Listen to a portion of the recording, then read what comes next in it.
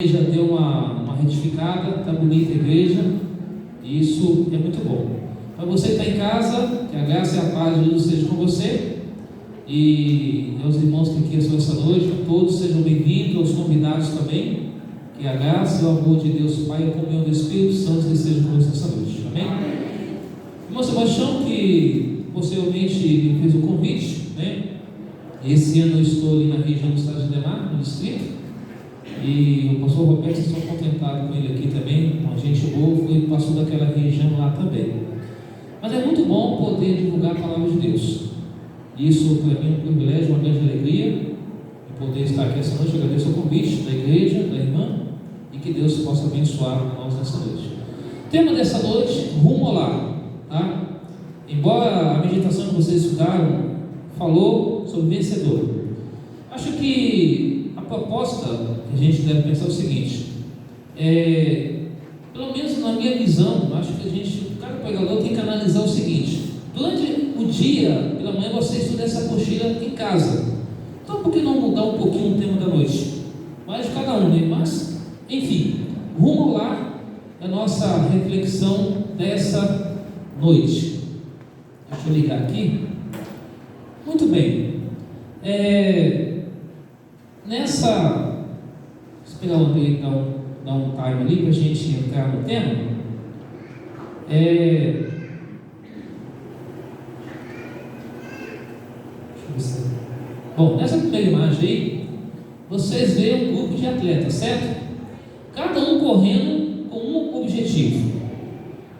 Então você já começa a pensar o que vocês dois são amanhã. Vencedor. Vencer o quê? O que eu preciso vencer? O que eu preciso de fato elevar para que seja diferente na minha vida?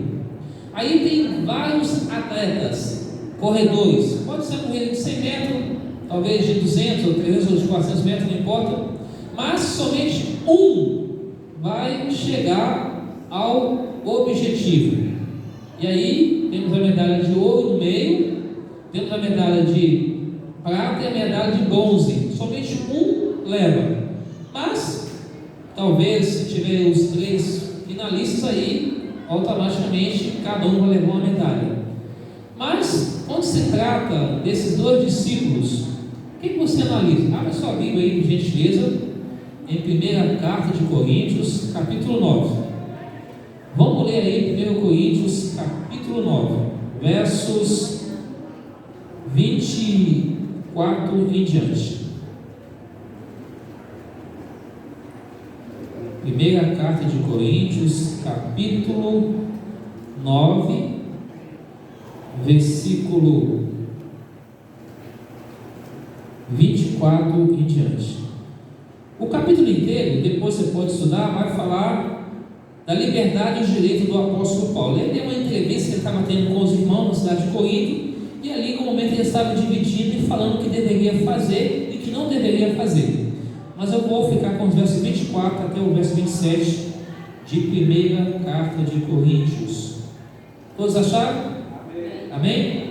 Convido você da forma que você está. Feche seus olhos e vamos falar com Deus.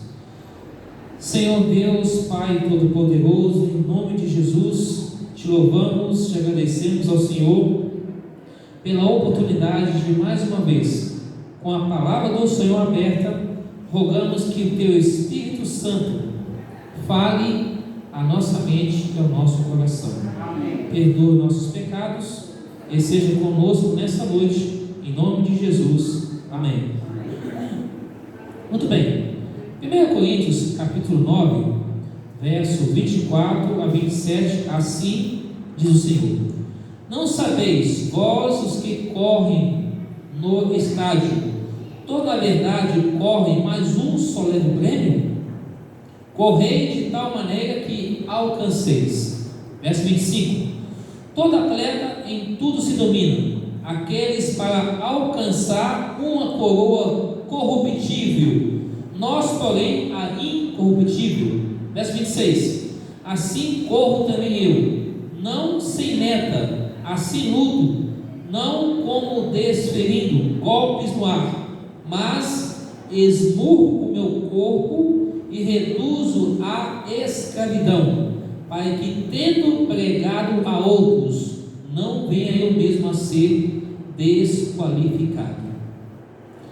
Essas duas imagens, dois apóstolos, cada um correndo atrás de alguma coisa. Na primeira foto, o apóstolo João, não aquele João que foi decapitado, mas o apóstolo João, que é chamado filho do trovão. Aquele que um certo dia estava Jesus em uma certa cidade, e ali eles falando do amor de Deus para as pessoas, e de repente aquelas pessoas não queriam ouvir sobre Jesus.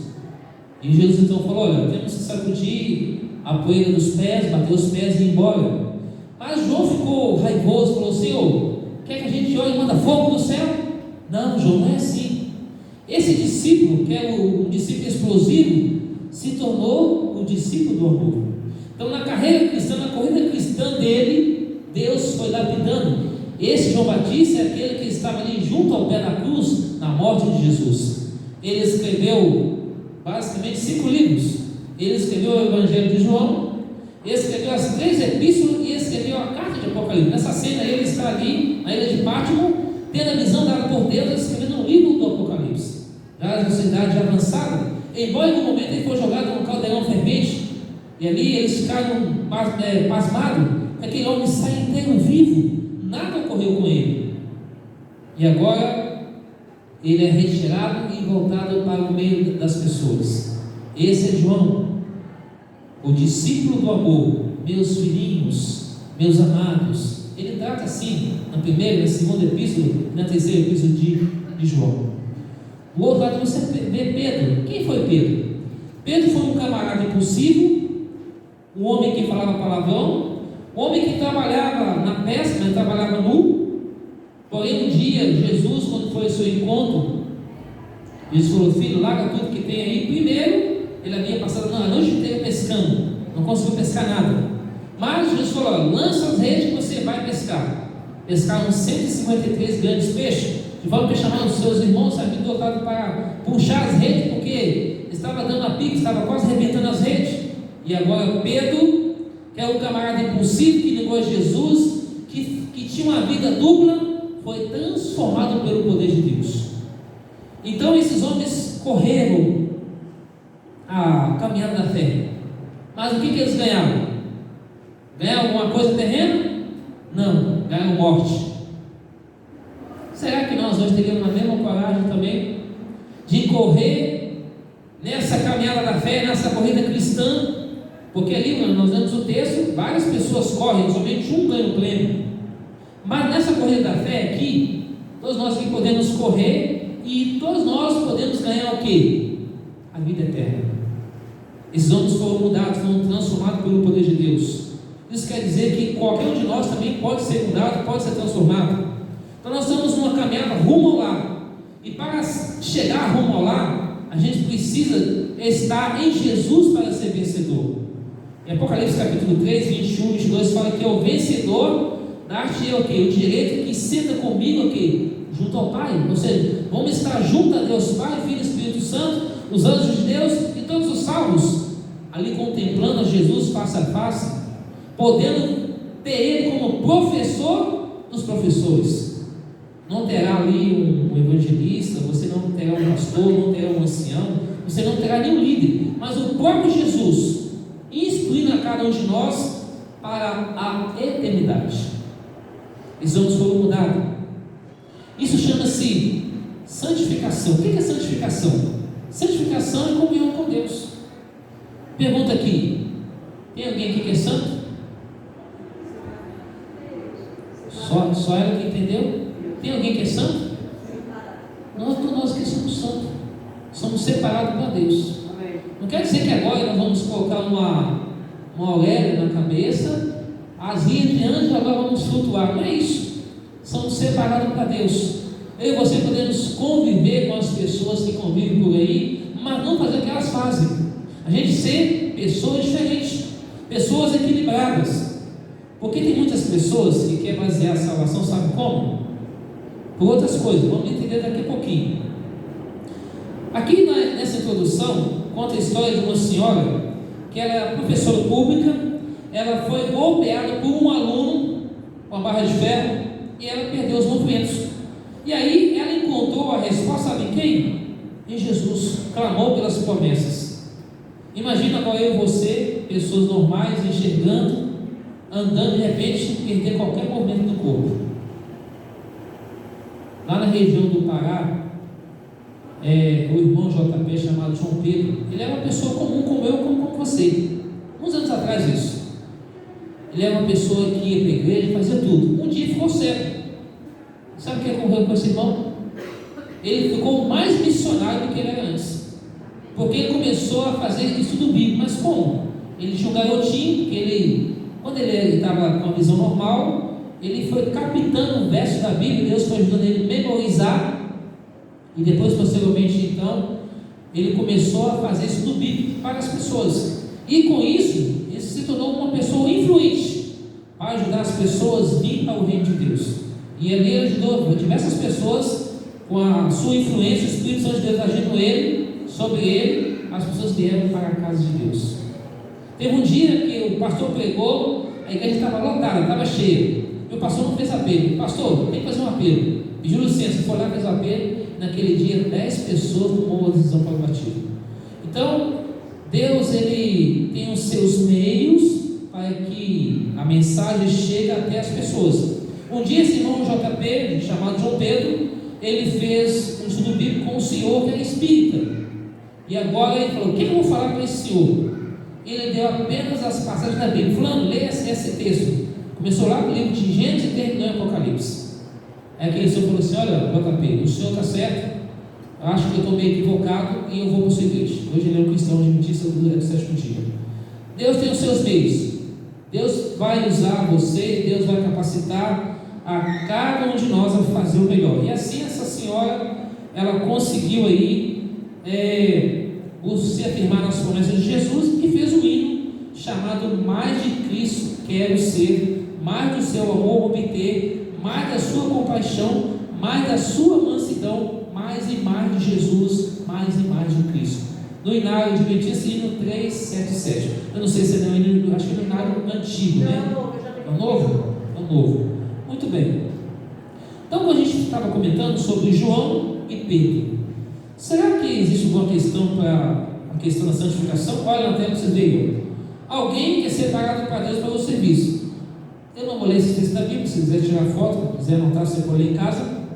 Livro de Êxodo, capítulo 19, verso 6, comenta sobre santidade. Êxodo 13, verso 1. Livro de Levítico 27, 30 a 32 vai falar sobre dízimo e oferta, tá?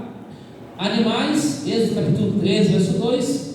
Agora o que eu leio com vocês aqui é Romanos capítulo 1, verso 7. Abra sua Bíblia, por gentileza, em Romanos 1, verso 7. Essa é a segunda citação. Romanos 1, verso 7.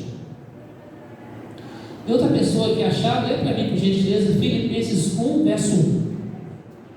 Romanos 1, 7 eu vou ler, e outra pessoa lê para mim aí, por gentileza, Filipenses 1, verso 1. Romanos 1, 7 diz assim: a todos os amados de Deus que estáis em Roma, aqui é Paulo falando para os irmãos que estavam em Roma, chamados para seres santos, graça a vós outros e paz, da parte de Deus, nosso Pai, do nosso Senhor Jesus Cristo. Então o apóstolo Paulo confirma para os irmãos: vocês são separados para fins religiosos, para Deus. Agora alguém lê para mim, por gentileza, Filipenses, que está na tela, capítulo 1, verso 1. Paulo e Timóteo, servos de Cristo Jesus, a todos os santos em Cristo, inclusive bispos e diáconos que vivem em Filipos. Percebeu aí? Deus separando o seu povo para fins religiosos. Pergunto para a igreja: você se considera uma pessoa separada para Deus? Sim ou não? Vou repetir a pergunta: você se considera separado para Deus? Sim ou não? E aí, Blatos, o que você acha? Sim ou não? Esse sim também foi aqui, né? Vamos lá, igreja. Você entendeu a pergunta? Vou repetir a pergunta pela terceira vez. Vocês todos aqui essa noite, jovens, irmãos e irmãs, vocês se consideram separados para Deus? Sim. Sim. Porque nós estamos estamos aqui com um propósito. Qual é o propósito nosso? Ir para onde? Ir para a Disney? Ir para onde? Para o céu. Vai ter facilidade de ir para o céu? Não, vai ter dificuldade. Mas com Jesus vamos vencer. Amém? Amém? Todos os homens da Bíblia aqui, se formos analisar Paulo, Pedro, João, Pedro morreu de que forma? Crucificado de cabeça para baixo. Ele falou: não sou digno de morrer como mestre. Isaías foi colocado dentro de uma caça de uma árvore. Quem mandou serrar ele? O rei Manassés. E esse rei mais tarde aceitou a Deus. Entende? Se você pegar o Hebreus capítulo 11, você vai ver que na galeria dos heróis da fé, todos eles morreram com mortes horrendas, piores do que a outra. Alguém que já foi na Itália? No país da Itália, quem já foi aqui? Hoje já viu pelo menos a foto do Coliseu, ou o vídeo. Se você assistiu o documentário de Coliseu, eu nunca fui na Itália, só me perguntando. Mas imagine então o Coliseu da Itália, cheio de labirinto. Ali é um patrimônio histórico hoje, mas no passado morreu mais de 10 mil cristãos ali dentro. Sabe como que era?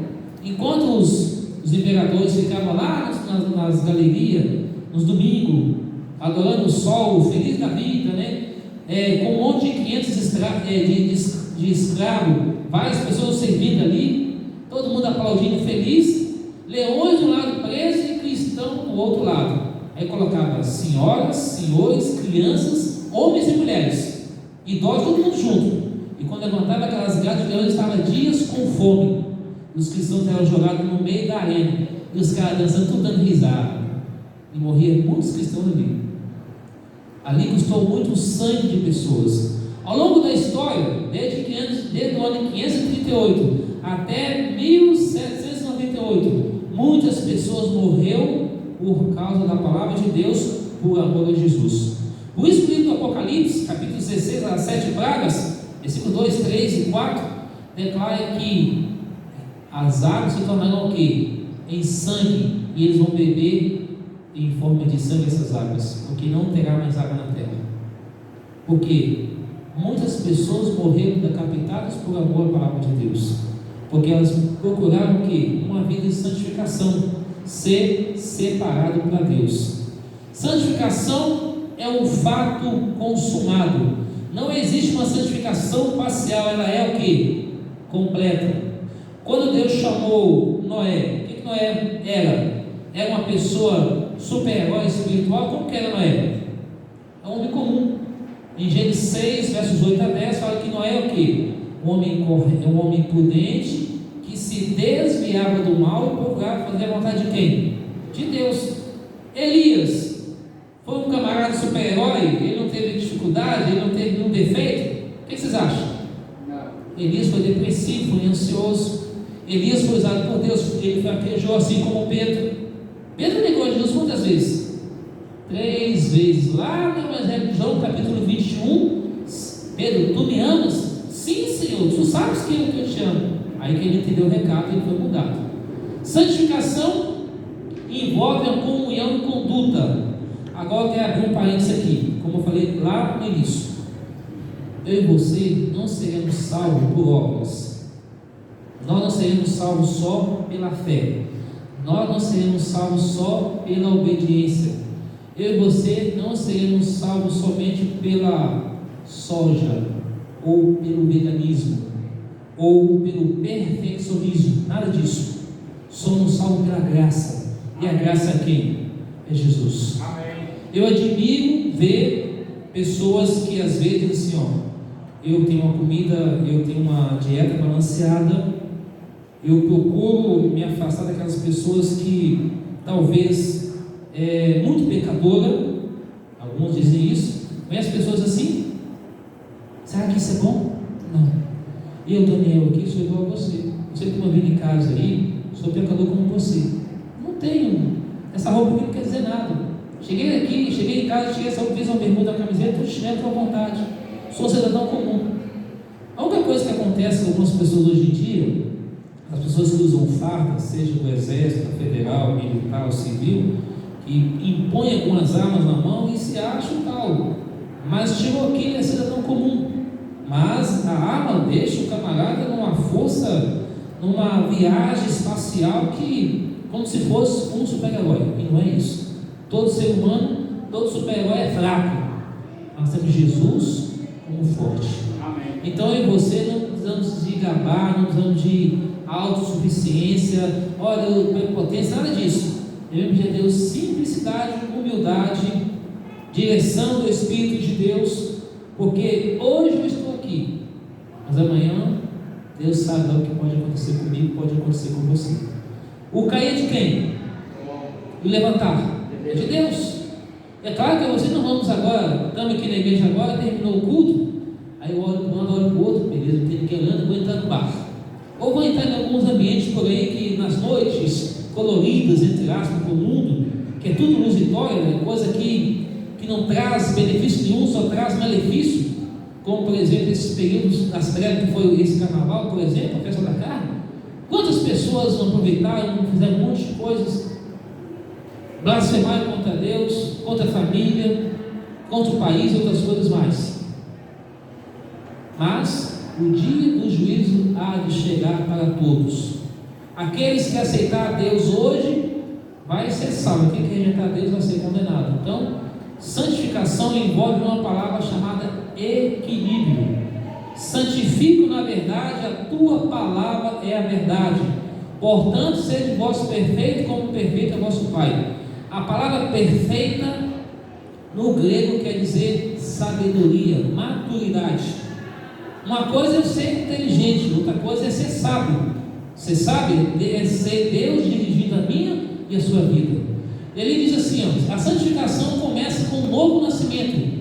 Estende-se no processo da sujeição da carne, e no caso do Espírito se trata de uma santificação progressiva, um processo contínuo de separação das impurezas, no qual o Espírito prevalece sobre a carne. Ou seja, se você e eu está em Jesus, é nova criatura, 2 Coríntios 5,17. Então, quem faz isso na minha e na sua vida? É Deus, Jesus e o Espírito Santo. Santificação, justificação, que é o terceiro passo, que é o segundo passo, que é chamado de justificação pela fé, esses 3 estágios. Santificação é a comunhão com Deus diária. Justificação, eu aceito a Jesus como meu Senhor e Salvador todos os dias da minha vida, dizendo que a minha justiça é como trapo de imundícia, ela não vale nada, mas a justiça de Cristo imputada em mim e você, nós vamos caminhando. E a glorificação, que é o último estágio, o último passo, será completado na volta de Jesus. Enquanto a gente estiver aqui nessa terra, vamos estar sujeito a falhas, sujeito a coisas, mas se eu e você cada dia mantermos a comunhão com Deus, vamos vencendo cada dia um pouquinho de um defeito, e Deus vai nos moldando, vai nos transformando, vai nos preparando para aquele dia nos glorificar, transformar essa carne que vai envelhecendo para uma carne que jovial para sempre. Quantos aqui quer ser jovem para sempre? Já imaginou? Aqui nós temos uma galeria de alguns jovens lá atrás, estão crescendo, estão evoluindo. As peles são bonitas, os cabelos bonitos, o rosto bonito, mas a idade chega para todos nós. Por exemplo, alguns nasceram talvez em 1950, 60, 70, e assim a fala vai. Alguns nasceram em 2000, 2010, outros estão nascendo agora. Tem aqueles que nasceram lá em 1900, 1920, 13, enfim. A idade vai chegando, mas quando Cristo voltar, todo mundo vai ser jovem para sempre. Aqui rapidamente, para a gente concluir aqui, nós temos aqui alguns passos. Primeiro, identidade, que é um longo aprendizado. Está dando para vocês verem, está bem pequenininho, mas eu vou falar aqui. Primeira escada, identidade. Segunda escada, autoestima. Terceira escada, autoconceito. Quarto, confiança em Deus. Entrega total, obediência, silenciar o coração, carregar a nossa cruz, autodeterminação, viver a santidade, evangelizar, e o foco. E termina onde? Jesus Cristo. São passos que vamos chegando. Esse é o processo da santificação, que é uma coisa de equilíbrio. Do outro lado, a questão de emoção, do sentimentalismo, diz o quê? Que dura um momento, instantâneo, rápido, transitório, não permanente. eufóricos, sinônimo de alegria, contente, feliz, animado. Um exemplo: quando vem um cantor bem conhecido, as pessoas falam que vamos a um show gospel, e lá se emociona. Quando vem um pregador, se emociona com o pregador. Mas e aí? Entra vazio e sai vazio. Pergunto: você aqui essa noite, você entrou de um jeito, correto? Mas você vai sair de outro jeito aqui essa noite. Porque Deus está falando para você: filho, continue a caminhada, vamos lá. Não é, santificação não é sentimentalismo, santificação é racionalidade, racional. É você e eu conectados com Deus. Amém. Como que isso funciona? É bem simples. De manhã, o que nós devemos fazer, igreja? O que nós devemos fazer pela manhã? Me ajudem aí. Primeira coisa: oração. Não importa se é assentado, se é ajoelhado, em pé, deitado, mas faça a sua oração. Segunda coisa: pegue a Bíblia Sagrada, pegue a lição da escola sabatina, pegue a apostila dos 10 dias de oração. Estava lendo esses dias, tentando pesquisar para saber o porquê dessa ideia de 10 dias. Aí me reportei a Atos capítulo 1, quando os discípulos ficaram orando 10 dias. E aí entendi que 10 dias é muito pouco. Aí Jesus passou 40 dias, Moisés passou 40 dias, aí tem 50 dias. Então, ou seja, não tem limite para orar, para ter a comunhão com Deus. É sempre orar, estudar a Bíblia, e aí você vai identificar autoestima, autoconceito, confiança em Deus, entrega total, obediência, silenciar o coração, carregar sua cruz. Em Lucas 9:23 diz que devemos negar a nós mesmos, tomar nossa cruz e seguir a quem? Seguir a Jesus. Lucas 9:23. Autodeterminação, viver a santidade, evangelizar e foco. E assim a gente vai avançando. Então, passa a próxima imagem, por favor. Bom, precisamos de renunciar e estar ao pé da cruz, porque somente Jesus pode nos salvar. E aí, essa foto, só para vocês terem uma imagem de que Jesus está de braços abertos para ajudar a mim e você a nós mantermos a comunhão com Ele. E em breve, esse Jesus vai o quê? Voltar. E quer nos levar ao reino dos céus. Amém. Alguém lê para mim Mateus 6, verso 33. O que Deus nos aconselha nessa noite? Mateus 6, verso 33. E aí, como já dissemos aqui na cartilha, né? Precisamos dessa necessidade da renúncia, precisamos receber Jesus para que Ele possa morar em nossa vida, confessar nosso pecado a Ele, ter uma vida transformada por Ele. Esse é um processo diário, tá? E além do mais, precisamos da dependência de Deus. Quem fala Mateus 6,33? Quem quer ler, por favor? Buscai, pois, em primeiro lugar o seu reino e a sua justiça, e todas essas coisas vos serão acrescentadas. Igreja, o que é buscar Deus em primeiro lugar? De forma simples: é você e eu orarmos todos os dias. Pergunta: você tem orado pelo seu próximo? Quem é o seu próximo? Pode ser esposa, esposo, filho, papagaio, cachorro, gato, pode ser seu primo, sua prima. Quem está próximo de você? Até os animais também merecem oração também, porque eles fazem parte do nosso convívio. Sabia disso? Algumas pessoas acharam que não vou orar pelo animal. Não, você deve orar pelo seu animalzinho também. Você cuida dele, é animal, você estima por ele. O verdadeiro seguidor de Jesus não fará arrogantes pretensões de santidade. Ou seja, eu vou me portar bem para dizer que eu sou santo. Não é isso. É pela lei que Deus, que o pecador se convence do seu erro. Ele vê a sua própria pecaminosidade em contraste com a justiça perfeita de Deus, e Deus o conduz à humildade e ao arrependimento. É somente pelo sangue de Jesus é que poderemos ser transformados e mudados, e pela fé conectados a Jesus. Aplicação pessoal: nenhum cristão duvida que estamos vivendo tempos solenes, pois todos os acontecimentos apontam para o fim dessa terra. Somos chamados a proclamar o breve retorno de Jesus como solução para a dor e todo o sofrimento. Mas hoje devemos parar e pensar um pouco. Antes de proclamar ao mundo que Jesus voltará, eu devo avisar quem? A mim mesmo e você avisar você mesmo. Ou seja, devemos nos preparar para depois ajudar outras pessoas a se preparar para a volta de Jesus. Devo mudar alguns dos meus hábitos, me alimentar melhor, passar mais tempo com a Bíblia, em oração, envolver-me com o cuidado dos sofredores, pois em breve Jesus voltará. O iminente retorno de Jesus não é apenas um jargão evangelístico, é um farol que deve dirigir a vida de cada cristão. E assim, eu e você escolher a cada dia onde nós queremos passar a eternidade, porque a eternidade é o meu, o seu, é o nosso destino. Portanto, Jesus pagou por mim e por você ao morrer nessa cruz. Ele está prestes a voltar. Ele voltará na nuvem dos céus com poder e grande glória, e reunirá os seus escolhidos dos quatro cantos da terra, para nunca mais haver separação. E aí eu e você, de fato, vamos ser felizes para sempre.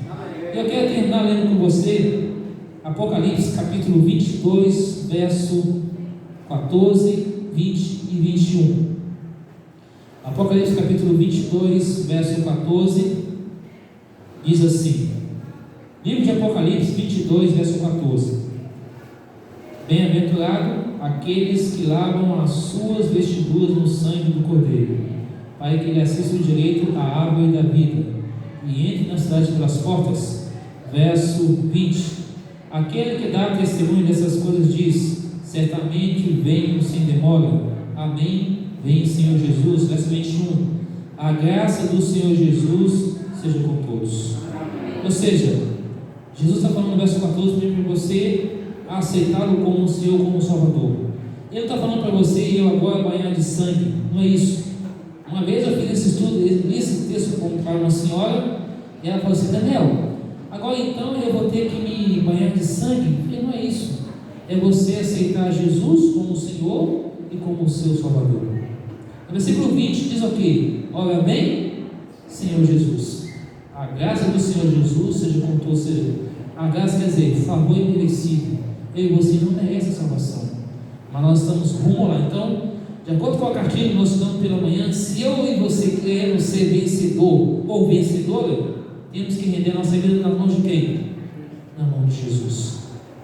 Pergunto para vocês aqui essa noite: você deseja colocar a vida de você nas mãos de Deus? Deseja aceitar a Jesus como o Senhor, como o Salvador? Se dispor a obedecer, manter a comunhão com Ele, seguindo um processo de santificação, justificação e a glorificação que será na sua vida? Você deseja isso para a sua vida?